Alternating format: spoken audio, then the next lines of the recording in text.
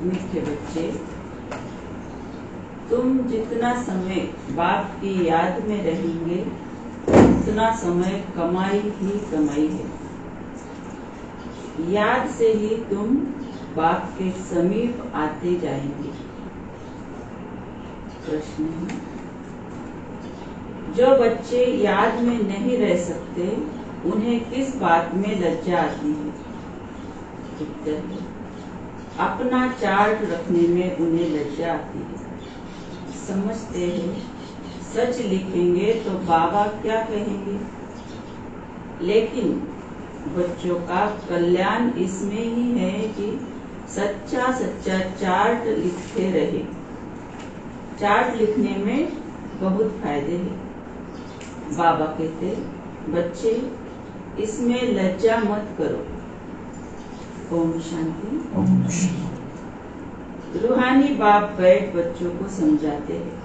अब तुम बच्चे 15 मिनट पहले आकर यहाँ बाप की याद में बैठते हो।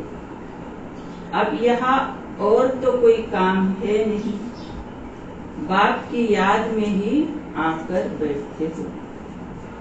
भक्ति मार्ग में तो बाप का परिचय है नहीं, यहाँ बाप का परिचय मिला है और बाप कहते हैं माँ में कम याद करो। मैं तो सब बच्चों का बाप हूँ। बाप को याद करने से वर्षा तो ऑटोमेटिकली याद आना चाहिए। छोटे बच्चे तो नहीं होना। भर लिखते हैं हम 5 मास व 2 मास के हैं, परंतु तुम्हारी कर्म इंद्रिया तो बड़ी है। तो रूहानी बाप समझाते हैं, यहाँ बाप और वर्षे की याद में बैठना है। जानते हो हम नर से नारायण बनने के पुरुषार्थ में तत्पर है व स्वर्ग में जाने के लिए पुरुषार्थ कर रहे हैं। तो यह बच्चों को नोट करना चाहिए, हमने यहाँ बैठे बैठे कितना समय याद किया। लिखने से बाप समझ जाएंगे, ऐसे नहीं कि बाप को मालूम पड़ता है हर एक कितना समय याद करते हैं। वह तो हर एक अपने चार्ट से समझ सकते हैं। बाप की याद थी या बुद्धि कहा और तरफ चली गई, यह भी बुद्धि में है। अभी बाबा आएंगे तो यह भी याद थी ना। इतना समय याद किया और चार्ट में सच लिखेंगे। झूठ लिखने से तो और ही 100 गुना पाप चलेगा और ही नुकसान हो जाएगा। इसलिए सच लिखना है। जितना याद करेंगे उतना विकर्म विनाश होंगे। और यह भी जानते हो हम नजदीक आते जाते हैं। आखिर जब याद पूरी हो जाएगी तो हम फिर बाबा के पास चले जाएंगे। फिर कोई तो झट नई दुनिया में आकर पार्ट बजाएंगे, कोई वहाँ ही बैठे रहेंगे। वहाँ कोई संकल्प तो आएगा नहीं, वह है ही मुक्ति धाम, सुख दुख से न्याय। बाबा कहते हैं तो हम यहाँ अभी आकर बैठते मिलने से पहले तो यहाँ जहाँ से निकले वही क्षण वही कसब छूट जाता है हमारा और बाबा की याद में हम यहाँ बैठ जाते तो कमाई ही कमाई हमारी जमा हो जाती है। बाबा कहते हैं कि अब तुम छोटे बच्चे तो नहीं हो। कोई कहता है मैं 5 मास का हूँ, 2 मास का हूँ। ये बाबा की मुरली सभी बच्चों के लिए चलती है। तो बाबा कहते हैं कि भले तुम 5 मास के हो परंतु तुम छोटे बच्चे नहीं हो, तुम्हारी कर्म इंद्रिया तो बड़ी है। तो बाबा कहते हैं कि तुम सच सच बताओ कि तुम चार्ट लिखो, बाबा के ऐसे तुम बैठे, हम तो कहेंगे हम तो पूरे दिन ही बाबा की याद में थे।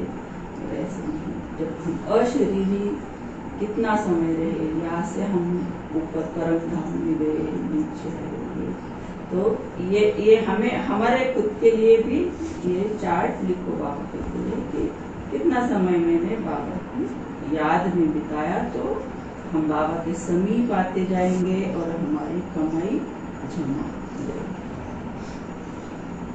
तो ये किसी और को तो हमको बताना नहीं है, तो मन ही मन में भी नहीं लिख सकते, तो मन ही मन में हमको ये करना चाहते हैं, मैंने बाबा को इतनी समय याद किया,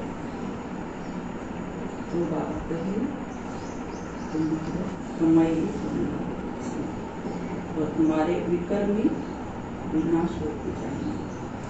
और फिर बाबा कहे तुम बाप को और से को याद करो, वह शांति धाम में जाएंगे, मुक्ति धाम में, और फिर सुख धाम में आएंगे।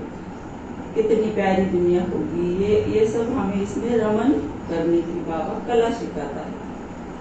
तो बाबा कहते हैं बाकी के सभी तो जाएंगे, पर वो मुक्ति धाम में ही रहेंगे, सुख दुख से वो न्यारे रहेंगे, उस सुख तो नहीं देखेंगे वो।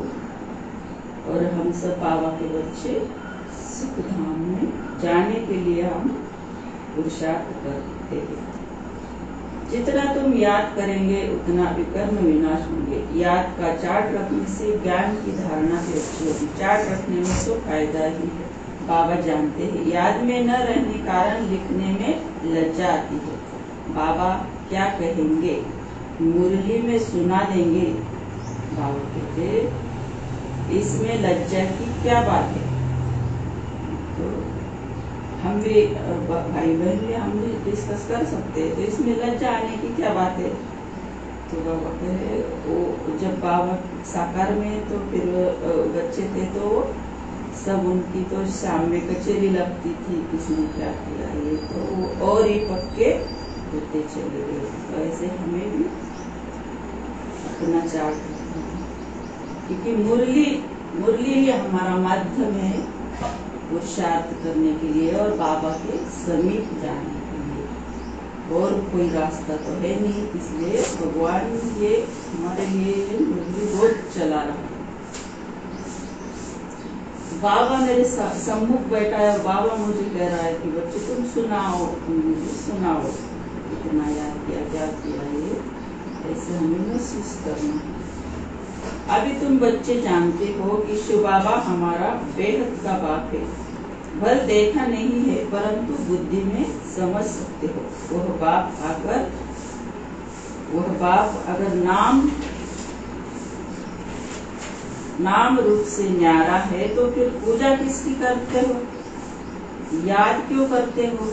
नाम रूप से न्यारी बेअंत तो कोई चीज होती नहीं।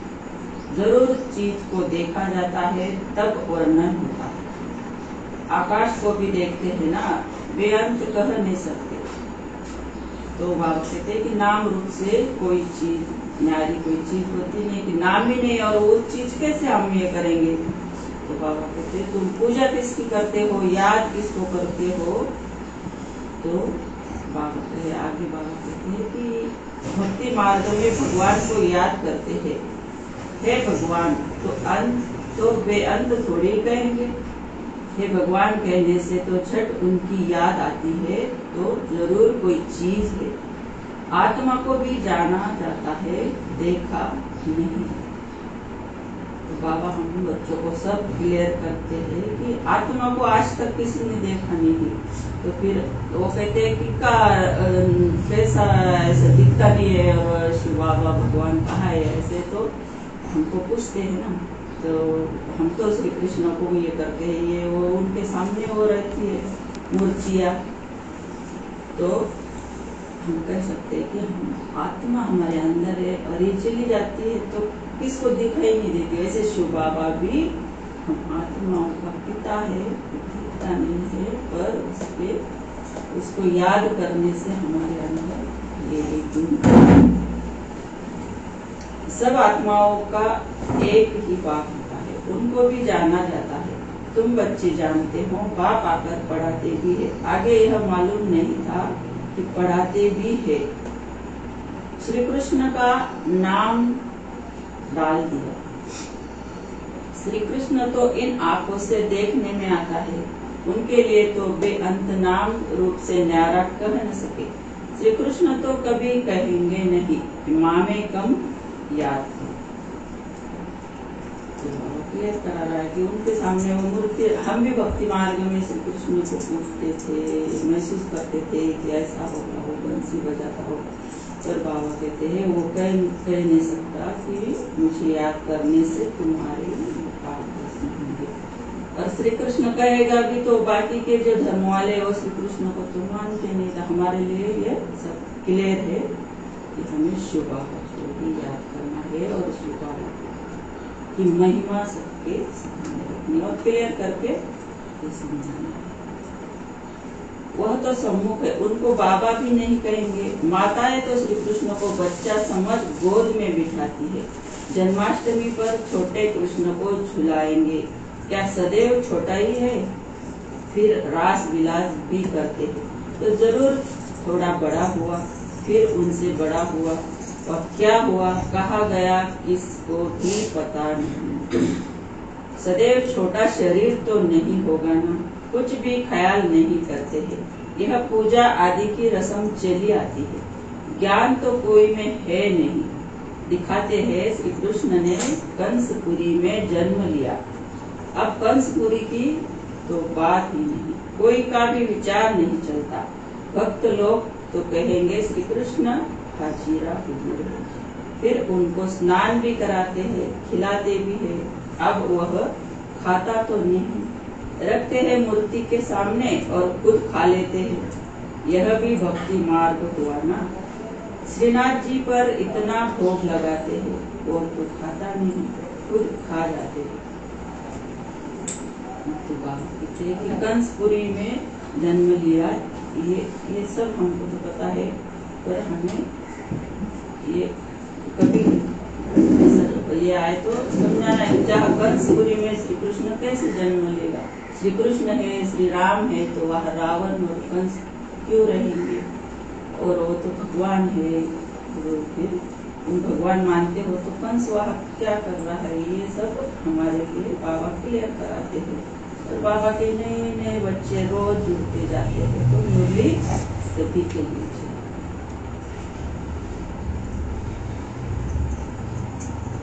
अब वह खाता नहीं, रखते हैं मूर्ति के सामने, खुद खा ले। यह भक्ति मार्ग पुराना श्रीनाथ जी के द्वारे में देवी। फिर बाबा आगे कहते हैं कि देवियों की पूजा भी ऐसे करते हैं, खुद ही देवियां बनाते हैं, उनकी पूजा आदि कर डुबो देते हैं, जेवरात आदि उतार कर डुबोते हैं। फिर वहाँ तो बहुत रहते हैं, जिसको जो हाथ में आया वह उठा लेते हैं। देवियों की जास्ती पूजा होती है, लक्ष्मी और दुर्गा दोनों की मूर्तियां बनाते हैं। बड़ी मम्मा भी यहाँ बैठी है ना, जिसको ब्रह्मपुत्रा भी कहते हैं। समझेंगे ना कि इस जन्म और भविष्य के रूप की पूजा कर रहे हैं। कितना वंडरफुल ड्रामा है। ऐसी ऐसी बातें शास्त्रों में आ न सके। यह है प्रैक्टिकल एक्टिविटी। तुम बच्चों को अब ज्ञान है, समझते हो, सबसे जास्ती चित्र बनाएंगे आप। तो बाबा कह रहे कि अभी तो देवियों का वो सब वो तैयारी में लग गए हैं सब। तो बाबा कहते हैं मूर्तियों की पूजा करते हैं और डुबो देते हैं, मूर्ति के सामने रख कर खा लेते हैं। तो अब हम ये पिछला और आगे का और अगला तीनों त्रिकालदर्शी हम बन चुके हैं कि ये क्या पूजा किसकी हो रही है, क्या हो रहा है, ये सब हम बच्चों को बाबा बैठ समझाते हैं। तो बाबा अभी तो हम माताओं को और भाइयों सभी को तो अभी 9 दिन तो कितने भक्त पुकारेंगे, क्या क्या मांगेंगे, तो हमें कितना योग में उन 9 दिनों में सबको हमको देना है, दुआएं देनी है, सब कुछ। तो ये ऐसे समझना कि ये 9 दुर्गा की मेरी पूजा हो रही है और हमें इस 9 दिन में बहुत बहुत हमारी पुरुषार्थ में आगे बढ़ना है। वो लोग भी कम खाते हैं, ज्यादा बोलते नहीं है, क्या क्या करते हैं भक्त, और हमें तो भगवान मिला है, तो हमें भी उस स्थिति में रहना है और योग को हमें बढ़ाते जाना है। तो अभी हम ये 9 दिन कम से कम बोलेंगे और कम से कम खाएंगे भी और योग ज़्यादा रखेंगे। तो बाबा कहते हैं कि ये सब शास्त्रों में ये बातें नहीं है जो हम जानते हैं, वो तो शास्त्रों के आधार पर चल रहे, ढूंढ रहे भगवान को। तो बाबा आगे कहते हैं कि जब रुद्र यज्ञ रचते हैं तो लाखों शालिग्राम बनाते हैं। देवियों के कब लाखों चित्र नहीं बनाएंगे, वह तो जितने पुजारी होंगे उतनी देवियां बनाते होंगे। वह तो एक ही टाइम पर लाख शालिग्राम बनाते हैं, उनका कोई मिक्स दिन नहीं, कोई मुहूर्त आदि नहीं होता। जैसे देवियों की पूजा फिक्स टाइम पर होती है, सेठ लोगों को तो जब ख्याल में आएगा कि रुद्र या शालिग्राम रचे तो ब्राह्मण बुलाएंगे, रुद्र कहा जाता है। एक बाप को फिर उनके साथ ढेर शालिग्राम बनाते हैं। वो सेठ लोग कहते हैं इतने शालिग्राम बनाओ, उनकी तिथि तारीख कोई मुकर्रर नहीं होती। ऐसे भी नहीं कि शिव जयंती पर ही रुद्र पूजा करते हैं, नहीं, अक्सर करके शुभ मुहूर्त दिन बृहस्पति को ही रखते हैं। दीपमाला पर लक्ष्मी का चित्र थाली में रखकर उनकी पूजा करते हैं, फिर रख देते हैं। वह है महालक्ष्मी युगल है ना। तो बाबा कहते हैं देवियों की इतनी लाखों देवियां नहीं बनाते हैं। वो कोई सेठ को लगा कि अभी यज्ञ रचना है, मुझे दान करना है, ये करना है, पूजा करनी है, तो वो कह देते कि शालिग्राम बनाओ। और रुद्र तो एक बाबा को एक को बनाते और बाकी लाखों शालिग्राम बनाते हैं। तो उसका कोई मुहूर्त नहीं होता है, फिक्स टाइम नहीं होता है, शिवरात्रि पर भी नहीं होता है, कभी भी वो उनको जब ख्याल आया जब वो पूजा कर लेते हैं। तो बाबा आगे कहते हैं कि महालक्ष्मी की पूजा करते हैं। अभी नवरात्रि की हो गई, शालिग्राम की हो गई, अभी महालक्ष्मी की पूजा बाबा है। तो बाबा कहते हैं कि महालक्ष्मी युगल है ना। मनुष्य इन बातों को नहीं जानते। लक्ष्मी को पैसे कहाँ से मिलेंगे, युगल तो चाहिए ना। तो यह लक्ष्मी नारायण युगल है, नाम फिर महालक्ष्मी रख देते हैं। देवियां कब हुई, महालक्ष्मी कब होकर गई, यह सब बातें मनुष्य नहीं जानते। तुमको अब बाप बैठ समझाते हैं। तो बाबा कहते कि ये महालक्ष्मी को सब मांगते हैं, धन मांगते हैं, तो वो कहाँ से लाएंगी। तो हमको पता है कि महालक्ष्मी धन कहाँ से लाती है, लक्ष्मी नारायण युगल है। तो इसीलिए वो हमारी मम्मा का पाठ हमको पता है कि महालक्ष्मी को बनने वाली है। तो ये सब बातें हमारे लिए क्लियर है, पर उनका भी कोई ये नहीं है कि वो भी मांग रहे हैं। तुम्हारे में भी सबको एक रस धारणा नहीं होती। बाबा इतना समझाकर फिर भी कहते हैं शिव बाबा याद है, वर्षा याद है। तो इतनी सारी मुरली सुना दी और फिर बाबा कह रहा है कि शिव बाबा याद है या वर्षा याद है। हमारा तो एक ही काम है, बाबा को याद। ये सब बातें रखनी दिमाग में, पर याद करते। मूल बात यह भक्ति मार्ग में कितना पैसा वेस्ट करते हैं। यहाँ तुम्हारी पाई भी वेस्ट नहीं होती है। तुम सर्विस करते हो साल्वेंट बनने के लिए। भक्ति मार्ग में तो बहुत पैसे खर्च करते हैं, सब मिट्टी में मिल जाना है। कितना फर्क है कि यहाँ हम समय, पैसा, कुछ जो भी कुछ है वो हम यहाँ पर ये करते हैं तो हमारा सफल हो जाता है। तो भक्ति में तो पूरा वेस्ट करके आए ना, हम भारत को भी कंगाल बना दिया और हम भी कंगाल बनेंगे। कुछ भी फायदा नहीं हुआ, आज तक कहीं भी जमा नहीं हुआ।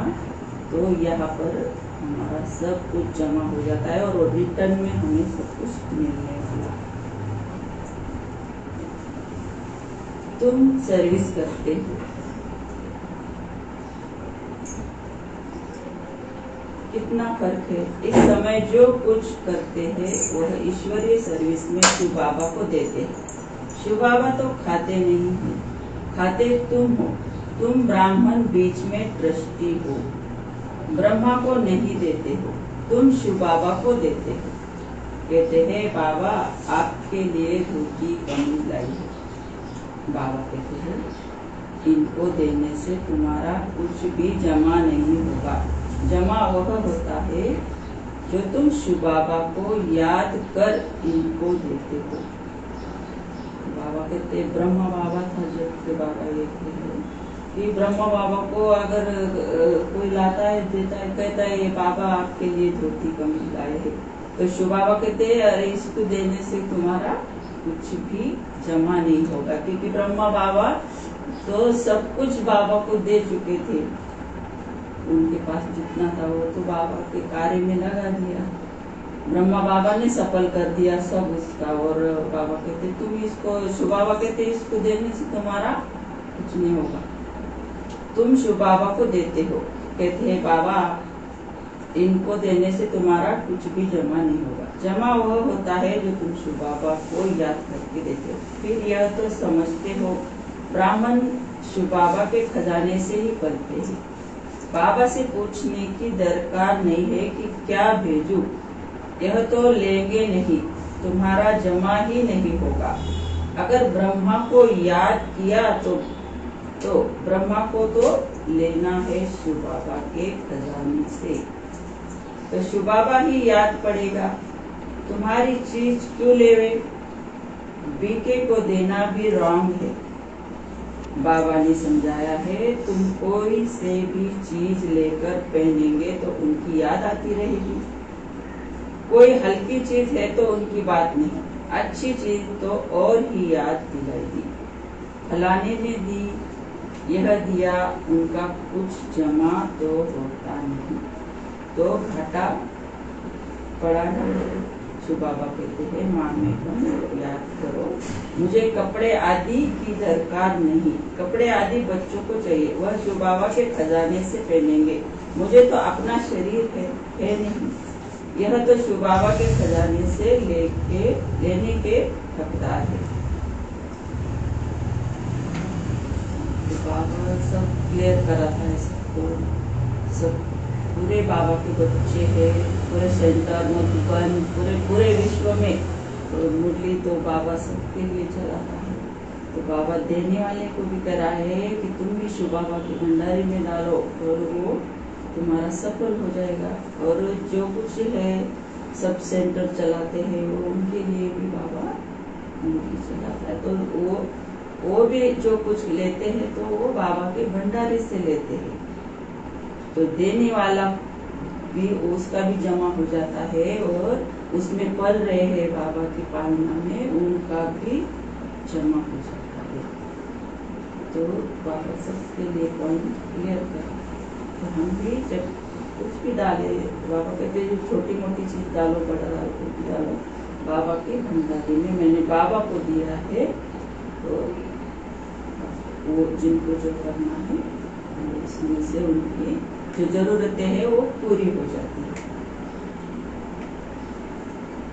तुम भी सर्विस करते हो, कमाई करते हो, जितनी सर्विस बहुत उतनी बहुत कमाई होगी। खाएंगे पिएंगे शिव बाबा के भंडारे से, उनको नहीं देंगे तो जमा ही नहीं होगा, शिव बाबा को ही देना होता है। बाबा आपसे भविष्य 21 जन्मों के लिए पद्मपति बनेंगे। तो बाबा से लेकर तो हम आज देख रहे हैं कि कितने भाई बहन ने, वरिष्ठ उन्होंने अपना कितना समय और संकल्प कितना उन्होंने कर लिया सफल, और फरिश्ते बनकर वो तो उड़कर बाबा के पास पहुंच गए। जैसे अभी हमने देखा कि निर्वैर भाई तो मुझे तो एक क्लास उनका सदैव याद रहता है।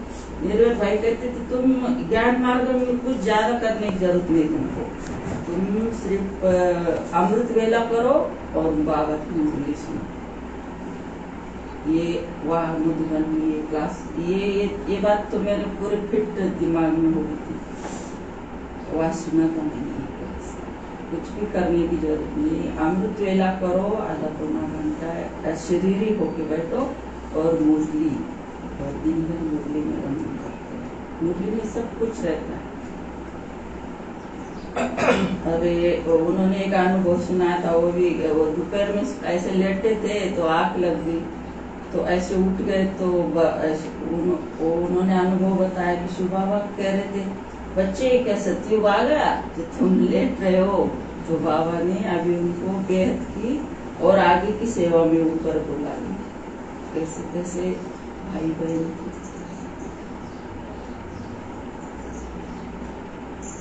एक ही जन्मों के लिए वह देते हैं, इनडायरेक्ट भी ईश्वर अर्थ देते हैं। इनडायरेक्ट में इतना समर्थ नहीं है, अभी तो बहुत समर्थ है क्योंकि सम्मुख है वर्ल्ड ऑलमाइटी। इस समय के लिए ईश्वर अर्थ कुछ दान पुण्य करते हैं तो अल्पकाल के लिए कुछ मिल जाता है। यहाँ तो बाप तुमको समझाते हैं सम्मुख, यहाँ भगवान के सम्मुख हम रहते हैं। बाबा हमें बच्चों को तो बाबा कहता है तुम जो कुछ देंगे तो मैं तुम्हारे सम्मुख बैठा हूँ। जहाँ भी मंडली होती है वहाँ शिव बाबा के इसके सामने होती है, तो बाबा सब देखता है ना। तो बाबा कहता है मैं सम्मुख हूँ, मैं ही देने वाला हूँ। इसमें भी शिव बाबा को सब कुछ देकर सारे विश्व की बादशाही ले ली, यह भी जानते हैं। इस व्यक्त का ही अव्यक्त रूप में साक्षात्कार होता है। इसमें शिव बाबा आकर बच्चों से बात करते हैं। कभी भी यह ख्याल नहीं करना चाहिए कि हम मनुष्य से लेवे, बोलो शिव बाबा के भंडारे में भेज दो, इनको देने से तो कुछ नहीं मिलेगा और ही घाटा पड़ जाएगा। गरीब होने करके 2-4 रुपए की कोई चीज तुमको देंगे, इसमें तो शिव बाबा के भंडारे में डालने से पदम हो जाएगा।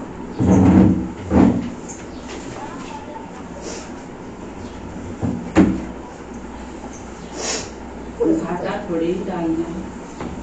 तो बाबा कहते हैं कि 2-4 रुपए भी अगर डालेंगे तो वो पदम हो जाएगा, ऐसे डायरेक्ट देंगे तो वो उसमें घाटा पड़ जाएगा। तो हमें घाटा बिल्कुल नहीं करना चाहिए। आगे बात करते हैं, अक्सर देवियों की होती है क्योंकि तुम देवियां ही खास निमित्त बनती हो ज्ञान लेने के लिए। फल गोप भी समझाते हैं, परंतु अक्सर करके तो माता ही ब्राह्मणी बन रास्ता बताती है, इसलिए देवियों का नाम जाती है। देवियों की बहुत पूजा होती है, यह भी तुम बच्चे समझते हो। आधा कल्प हम पूज्य थे, पहले है पूज्य, फिर सेमी पूज्य, क्योंकि 2 कलाक हम पूजा थी। राम की विनाश की कहेंगे त्रेता में, वह तो लाखों वर्ष की बात कह देते हैं। देवियों की बहुत पूजा होती है, और पहले जब हम आए थे सतयुग में, पहले तो हम पूर्ण पवित्र थे, पूज्य थे। बाद में थोड़ी कलाकार कम होती चली गई,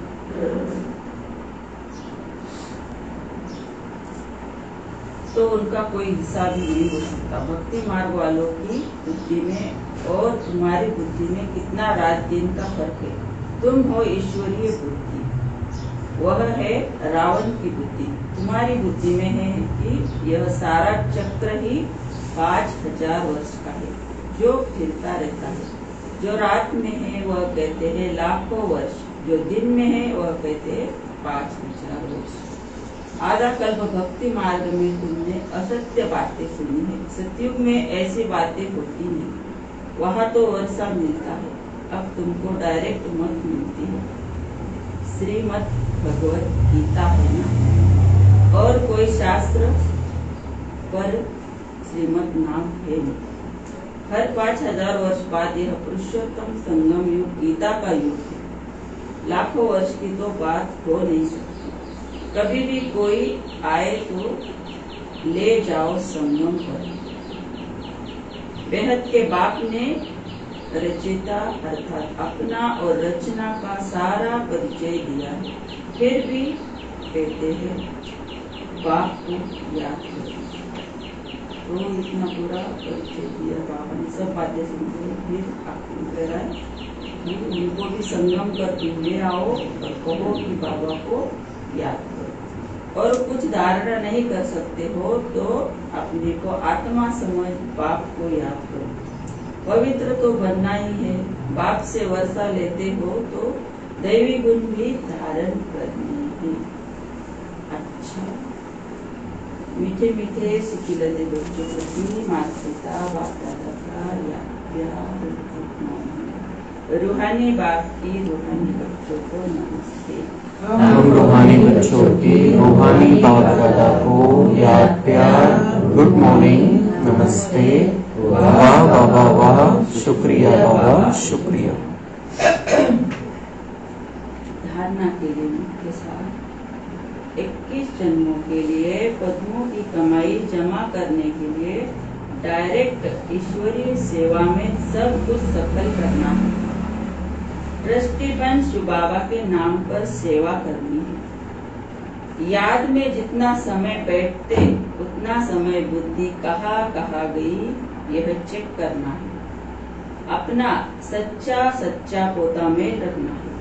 नर से नारायण बनने के लिए बाप और वर्षिप की याद में रहना। वरदान विस्मृति की दुनिया से निकल स्मृति स्वरूप रह। हीरो पार्ट बजाने वाले विशेष आत्मा हो।